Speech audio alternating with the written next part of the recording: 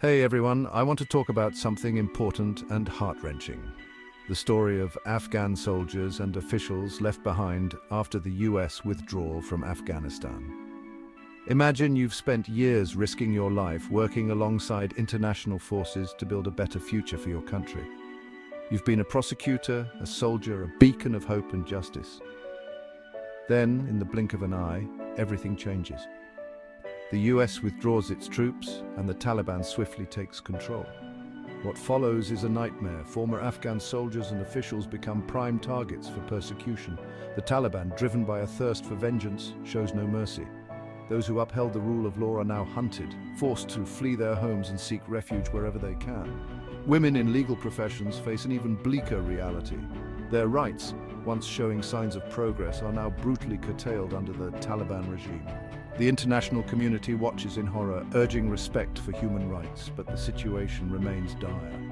Criticism has been leveled at the Biden administration for the withdrawal's chaos. Many argue that the US had a moral obligation to protect those who stood by its mission.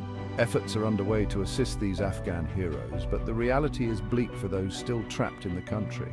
Crossing borders into neighboring Pakistan offers little respite. Violence and instability plague the border regions, with frequent clashes between Pakistani forces and militants. The Taliban's involvement is hotly contested, with accusations flying from both sides.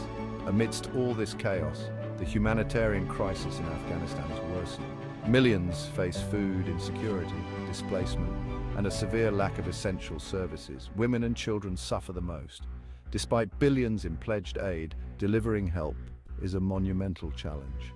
The United Nations has sounded the alarm, warning of a humanitarian catastrophe. The US, despite its withdrawal, continues to provide aid, but critics argue it's not enough. Addressing the root causes, including the Taliban's human rights abuses, remains crucial. So what can we do? First, we must amplify these voices, share their stories, let the world know about their struggles and sacrifices. Second, we must hold our governments accountable. They must honor the promises made to those who risked everything to support the mission. And lastly, we need to support humanitarian efforts. Every bit of aid counts and can make a difference in the lives of those suffering. It's easy to feel helpless, but remember, every action, no matter how small, contributes to a larger impact. These Afghan heroes deserve our support and recognition. Let's not let their sacrifices be in vain. Thank you for listening, and let's stand together in the fight for justice and humanity. Until next time, take care and be kind.